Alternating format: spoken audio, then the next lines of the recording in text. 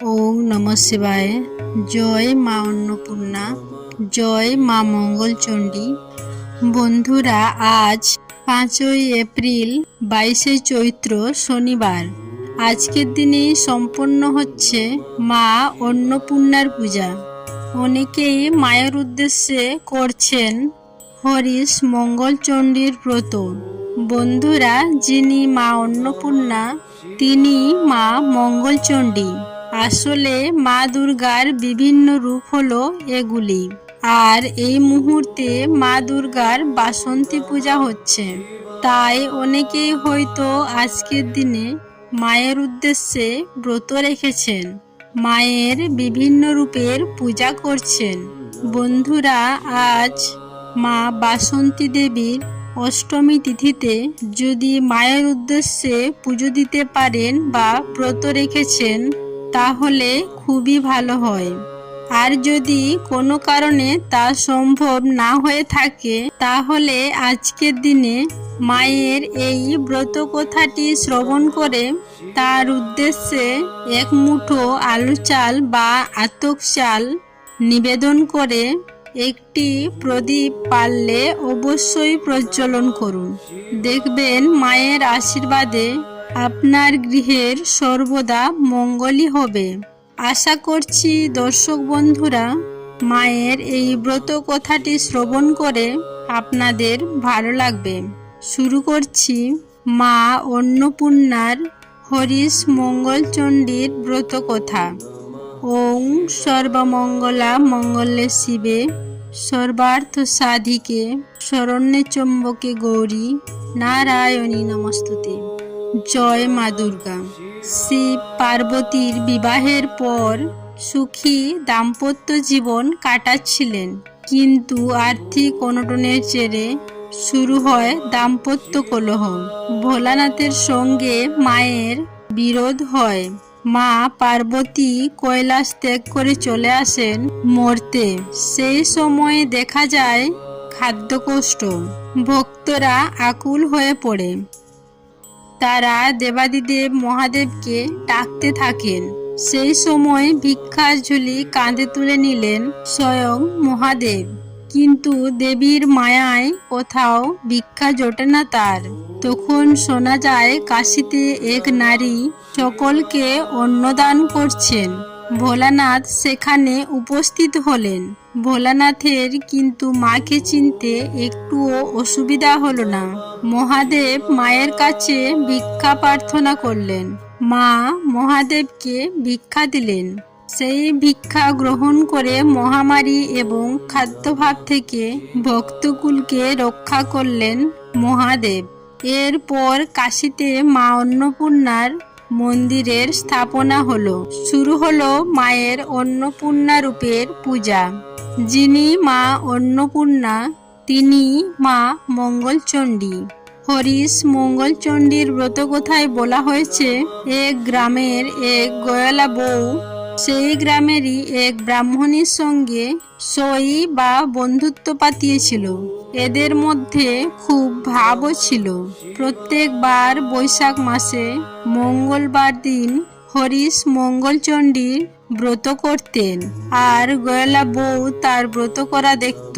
এইভাবেই কিছুদিন যাওয়ার পর গয়লা বউয়ের এই ব্রত করার ইচ্ছা হলো। সে ব্রাহ্মণীকে জিজ্ঞাসা করলো, এই ব্রত করলে কি হয়, কি বা ফল লাভ পাওয়া যায়?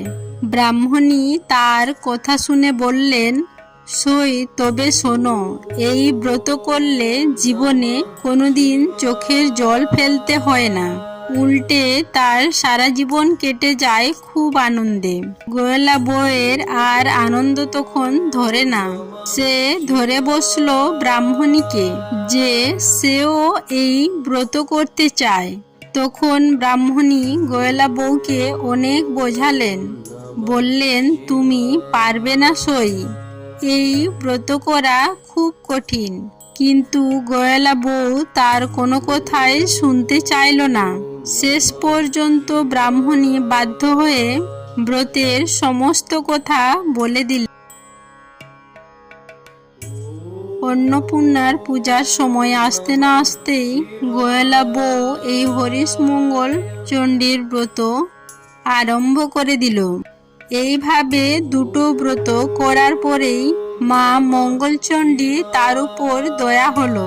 সঙ্গে সঙ্গেই ঐশ্বর্য, সুখ ও সমৃদ্ধিতেই ভরে উঠল গোয়েলা বউয়ের সংসার। এর আগে গোয়েলা বউ খুবই গরিব ছিল। এখন তার এত ধন দৌলত হওয়ার পরে সে কেমন যেন ব্যতিগ্রস্ত হয়ে পড়ল। সে আর সহ্য করতে পারল না তার অবস্থার এই পরিবর্তন। এখন খানিক কাঁদবার ইচ্ছা হতে লাগলো তার। কিন্তু যার এত ঐশ্বর্য তার কান্না আসবে কেমন করে? শেষে গোয়েলা বউ আবার ব্রাহ্মণীকে ধরে বসলো আর বলল, সই, আমি আর এইসব সহ্য করতে পারছি না। ইচ্ছে হচ্ছে খুব খানিকটা কাঁদি। তুমি আমাকে বলে দাও সই, কি করলে আমি খানিকটা কাঁদতে পারবো। গোয়েলা বউয়ের কথা শুনে ব্রাহ্মণী তখন একেবারে আশ্চর্য হয়ে উঠলেন। তিনি বললেন, সে কি সই, তুমি কাঁদবে কেন? তোমার এমন সুখের সংসার হয়েছে, এত আনন্দ ভোগ করছো, এত কিছুর পরে আরো কেউ কাঁদতে আবার চায়? এ যে হরিশ মঙ্গলচণ্ডীর ব্রত করার ফলে শুধু আনন্দই হয়, কান্নাকাটি এর কাছেই আসতে পারে না। আমি তো আগেই তোমাকে বলেছিলুম যে এই ব্রত করা খুবই কঠিন, তখন তুমি আমার কথা একবারও শোনোনি। এখন কাঁদতে চাইলে কি করে হবে বলো? গোয়েলা বউয়ের তখন প্রায় পাগলের মতো অবস্থা। সে বলল, আমি কাঁদতে যদি না পারি বাঁচবো না সই। তুমি বলে দাও কি করলে আমার কান্না আসবে। সইয়ের কথা শুনে ব্রাহ্মণী খুবই চিন্তিত হয়ে পড়লেন। কি বলবেন তিনি কিছুই ভেবে পাচ্ছিলেন না। এমন সময় তার চোখে পড়ল একটু দূরে একটি চাষের ক্ষেত। সেখানে অনেকগুলি লাউ এবং কুমড়ো ফলেছিল। ব্রাহ্মণী গোয়েলা বউকে বললেন, যাও সই, ওই ক্ষেতটা দেখা যাচ্ছে, তুমি যাও, ওখানে কুমড়ো ও লাউ ফলেছে। তুমি সেই ক্ষেতটিতে গিয়ে লাউ এবং কুমড়োগুলিকে তুলে নাও আর গাছগুলোকে একেবারে ছিঁড়ে ফেলে দাও। তাহলেই চাষারা খুব রেগে গিয়ে তোমাকে খুবই গালমন্দ দেবে। তাহলেই দেখবে তোমার কান্না চলে আসবে। সইয়ের কথা শুনে গোয়েলা বউ তখনই সেই ক্ষেতের ভিতরে ঢুকে গাছগুলো সব ছিঁড়ে ফেলে দিয়ে চলে আসলো। কিন্তু এতে আসল কাজ কিছুই হলো না, বরং ফল হলো উল্টো। মা মঙ্গলচণ্ডীর দয়ায় গাছগুলো আবার সতেজ হয়ে উঠল আর চাষাদেরও খুব আনন্দ হলো। তারা গোয়েলা বউয়ের কাছে গিয়ে বলল, মা, তোমার হাতের ছোঁয়া লেগে আমাদের মরা গাছগুলো আবার প্রাণ ফিরে পেয়েছে। তুমি মা সাক্ষাৎ লক্ষ্মী দেবী। এর ফলে গোয়েলা বউ আর কাঁদবার একটুও সুযোগ পেল না। সে তার সইকে গিয়ে আবার সব কথা খুলে বলল। ব্রাহ্মণী বুঝলেন মা মঙ্গলচণ্ডীর দয়াতেই এই সব আশ্চর্য ঘটনাগুলি হয়েছে। তখন সে তার সইকে বলল, দেখো সই, ওই দূরে পাহাড়ের ধারে রাজার হাতিটা মরে পড়ে আছে। তুমি সেখানে গিয়ে হাতিটার গলা জড়িয়ে ধরে খুব কান্নাকাটি করো। তাহলে রাজার লোকেরা ভাববে যে তুমি হাতির দাঁত চুরি করতে গেছো। তখন তারা তোমায় খুব মারধর করবে আর তুমিও খুব করে কাঁদবার সুযোগ পাবে। কিন্তু এবারেও সে সফল হলো না। গোয়েলা বউ হাতিটার গায়ে হাত দিতেই হাতিটা বেঁচে উঠল। তাই দেখে রাজার লোকেরা একেবারে অবাক হয়ে গেল। সব কথা রাজাকে গিয়ে খুলে বলল। সব শুনে রাজামশাই খুবই খুশি হলেন আর গোয়েলা বউকে অনেক ধনরত্ন পুরস্কার করলেন। এবারেও কোনো কাজ হলো না দেখে তিনি ভাবলেন যে এবারেও মা মঙ্গলচণ্ডীর দয়াতে দয়া করেছেন। ব্রাহ্মণী তখন বললেন, দেখো সই, আর একটি কাজ করো, কতগুলি বিষের নাড়ু তৈরি করে তোমার মেয়ের বাড়ি পাঠিয়ে দাও। তাহলে নাড়ু খেয়ে তারা সবাই মরে যাবে আর তুমিও তখন কাঁদতে পারবে। সইয়ের কথা মতো গোয়েলা বউ তাই করলো, কিন্তু মা মঙ্গলচণ্ডী দয়াতে বিষের নাড়ু অমৃত হয়ে গেল। মেয়ের বাড়ির লোকেরা খেয়ে খুব খুশি হলো, আরও কিছু নাড়ু পাঠাবার জন্য লিখে পাঠালো। এতেও যখন কাজ হলো না, তখন ব্রাহ্মণী গোয়েলা বউকে বললেন, যখন কিছুতেই কিছু হচ্ছে না, তখন তুমি মা মঙ্গলচণ্ডীর ব্রত করা বন্ধ করে দাও সই। তখন গোয়েলা বউ মঙ্গলচণ্ডীর ব্রত করা ছেড়ে দিল। এতে মা মঙ্গলচণ্ডী তার উপর খুবই বিরূপ হয়ে গেলেন। ক্রমে গোয়েলা বউয়ের স্বামী, পুত্র, দাস দাসী, হাতি ঘোড়া, ধন রত্ন সবকিছুই চলে গেল। গোয়েলা বউয়ের সব চলে যাওয়ার ফলে এবার সে হাউমাউ করে কাঁদতে লাগলো। কান্না আর কিছুতেই সে থামাতে পারল না। শেষে ব্রাহ্মণীর কাছে গিয়ে আবার বলল, আমি যে আর কাঁদতে পারছি না, যেমন করেই হোক আমার এই কান্না থামিয়ে দাও। ব্রাহ্মণী তখন বললেন, তুমি তো কাঁদতেই চেয়েছিলে সই, এখন কান্না থামাতে বললে কি করে হবে? যাক, যা হবার তা তো হয়ে গেছে। এবার বাড়িতে গিয়ে মোড়াগুলোকে জড়িয়ে ধরে খুব খানিক কাঁদো। তারপর সেগুলোকে সাবধানে রেখে সামনের মঙ্গলবার থেকে আবার মা মঙ্গলচণ্ডীর ব্রত করা শুরু করো। সইয়ের কথা শুনে গোয়েলা বউ বাড়ি ফিরে এসে ব্রাহ্মণীর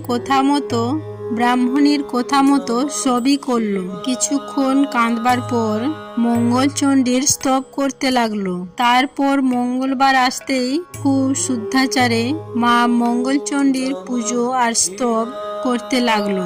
সবশেষে দু হাতে মায়ের ঘট ধরে মাকে খুব ডাকতে লাগলো।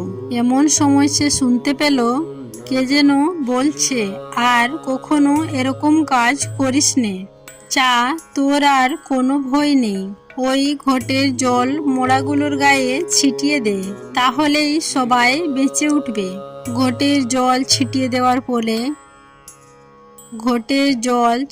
দেওয়ার ফলে গোয়েলা বউয়ের সবাই মা মঙ্গলচণ্ডীর দয়ায় বেঁচে উঠল আর তার আগের অবস্থাও ফিরে এলো।